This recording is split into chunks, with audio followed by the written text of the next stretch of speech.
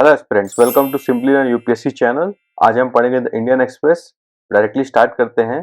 पहला आर्टिकल ये है कि इलेक्शन कमीशन ने बताया कि जो गुजरात में उन लोगों ने वोटर ट्रैकिंग का मेथड यूज किया था, जिसमें उन लोगों ने कंपनीज के संग एमओयू साइन किए थे कि उनके एम्प्लॉयज जो जा रहे हैं वोट करके आ रहे हैं कि नहीं आ रहे हैं, वो मेथड वो नॉर्थ ईस्ट में यूज नहीं करेंगे।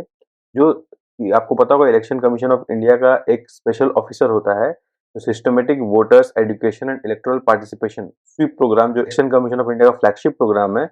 उस प्रोग्राम के तहत उन लोग वोटर्स का अवेयरनेस इंक्रीज करते हैं, उनका पार्टिसिपेशन इंश्योर करते हैं। तो उनके ऑफिसर ने और बताया, इंस्टेड उन लोग क्या करेंगे कि उन लोग जो फोरम्स होते हैं, वोटर फोरम्स होते हैं, एम्प्लॉय फोरम्स होते हैं, वहां पे उन लोग ऑर्गेनाइज करेंगे प्रोग्राम्स, ताकि वोटर अवेयरनेस बढ़े in the north eastern region.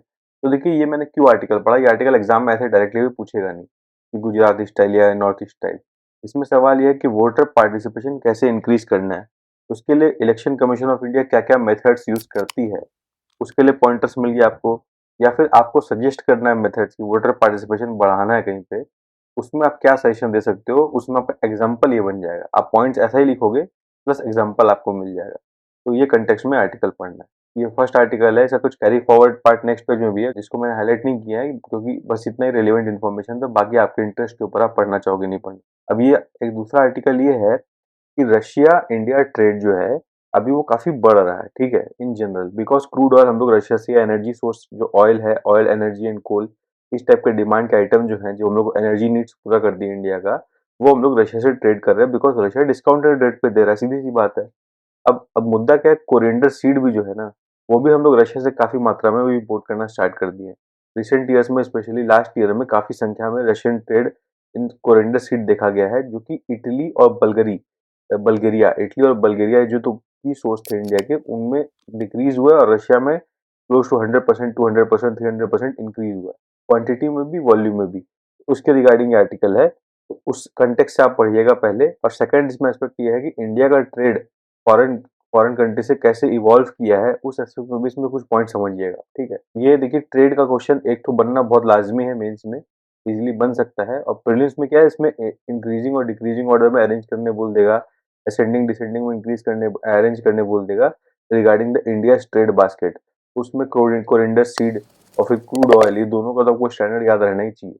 एक स्टेटमेंट इजीली बन सकता है। फिर केरला में आते हैं। केरला का मुद्दा क्या है, केरला में जो ड्रग प्रॉब्लम है, देखिए केरला में काफी सारे इनिशिएटिव पहले भी लिए गए थे ड्रग प्रॉब्लम को ओवरकम करने के लिए, पर अभी रिसेंटली 2022 में सिग्निफिकेंट इंक्रीमेंट देखा गया ड्रग प्रॉब्लम में, जिसमें नार्कोटिक्स, लिकर, बैन टोबैको, ऐसे उन्होंने मेंशन किया है कि इस केसेस का जब उन्होंने एनालिसिस किया, तो national narcotic drugs and psychotropic substances जो होते हैं, उस एक्ट के अंदर 26,629 केसेस पुलिस ने रजिस्टर्ड किए, जो कि 300% ज्यादा है पुराने किसी भी साल के केस रजिस्टर्ड के बराबर में। अब इमेजिन कीजिए आप। इसके पहले हाईएस्ट 2017 था, 2017 में 9,000 केसेस थे, उससे भी 200% ज्यादा है कम से कम ये। तो ये समझिए कितना डिफरेंस का बात है। ये आपको डेटा याद रखना है, प्लस आपको समझना है कि इन जनरल इंडिया में, देखिए आपको पता है, अपने गोल्डन क्वाड्रिलेटरल और गोल्डन क्रिसेंट के बीच में अपने लाई करते हैं, तो उसके वजह से पंजाब और नॉर्थ ईस्टर्न में ड्रग्स का प्रॉब्लम है ही। अभी कोस्टल एरियाज में भी ड्रग्स का प्रॉब्लम जो बढ़ गया है, ये एस्पेक्ट को आपको एक्सप्लोर करना है। इस कंटेक्स्ट में आपको ये पॉइंट याद रखना है, ठीक है। Now let's move to the next article. ये दो कैरी फॉरवर्ड न्यूज है, जो पिछले पेज का आर्टिकल का है, इसलिए मैंने हल्का हाईलाइट कर दिया दो को। रिलेवेंट पार्ट आप रीड कर सकते हो। अब देखिए, नेक्स्ट आर्टिकल है एक्सप्लेन पेज में। पहला है नॉर्थ स्टार के बारे में। अब नॉर्थ स्टार के बारे में वाइस प्रेसिडेंट ने भी बोल दिया है, चीफ जस्टिस ऑफ इंडिया ने भी बोल दिया है, सीजीआई ने बोला है कि भाई देखिए, जो बेसिक स्ट्रक्चर ऑफ कॉन्स्टिट्यूशन है वो नॉर्थ स्टार ऑफ डेमोक्रेसी है, जो लोगों को कॉन्स्टिट्यूशन हेल्प करने में इंटरप्रेट करता है, फिर कॉन्स्टिट्यूशन के जो पाथ है उसको दिखाता है बेसिक स्ट्रक्चर, ठीक है। अब वाइस प्रेसिडेंट ने बोला था कि डेमोक्रेसी पार्लियामेंट जो है डेमोक्रेसी का नॉर्थ स्टार है, जो डिस्कशंस और डिलिब्रेशन को प्लेस करता है to help realise aspiration and dreams of people. ये दो एस्पेक्ट में नॉर्थ स्टार का रेफरेंस लिया गया था। ये तो हो गया रेफरेंस। अब एक्चुअल में नॉर्थ स्टार क्या होता है वो सवाल है। नॉर्थ स्टार एक देखिए गाइड है जो नेविगेशन में हेल्प करता है। पोलैरिस एक नॉर्थ स्टार जिसको बोला जाता है, पोल स्टार ही बोला जाता है, वो वेरी ब्राइट स्टार है, ठीक है। 2500 टाइम्स वो मोर ल्यूमिनस है सन से। वो एक कॉन्स्टलेशन है, उर्सा मेजर उसका पार्ट है, तो 323 लाइट ईयर्स अवे है। अब पोलैरिस के बारे में कुछ फैक्ट्स और फीचर्स है, वो बताया गया, वो हाईलाइट कर दिया, आप रीड कर लीजिएगा। तो इसका यूज कैसे किया गया था। फॉर्मर एस्ट्रोनॉमर और मैथमेटिशियन थे, वो पोलरिस का यूज करते थे 85 टू 165 बीसी में, यानी कि ऐसे 2200 साल पहले, ऐसा बात समझिए आप।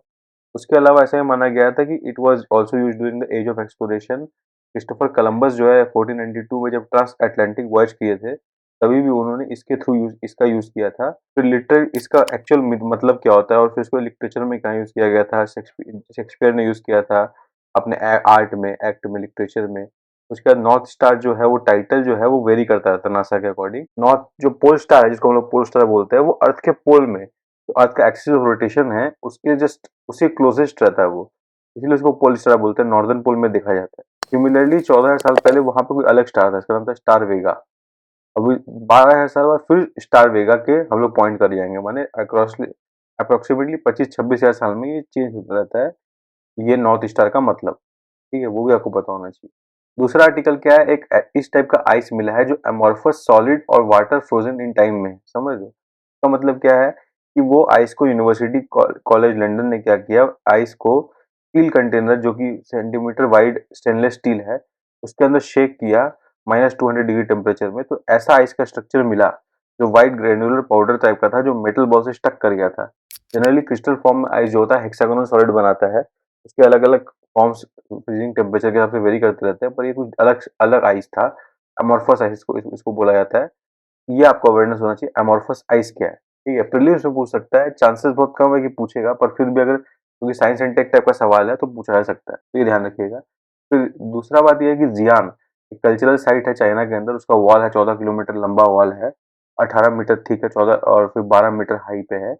इस वॉल का स्टडी करने के लिए सब एटॉमिक पार्टिकल्स यूज किया गया है।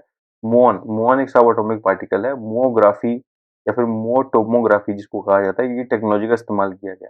तो मुओमोग्राफी, मुओन टोपोग्राफी क्या है, इनके बारे में डिफाइन किया, एक्सप्लेन किया गया है, वो आपको पता होना चाहिए। फर्स्ट बात, वो क्वेश्चन बन सकता है। फिर मुऑन क्या है वो आपको पता होना चाहिए।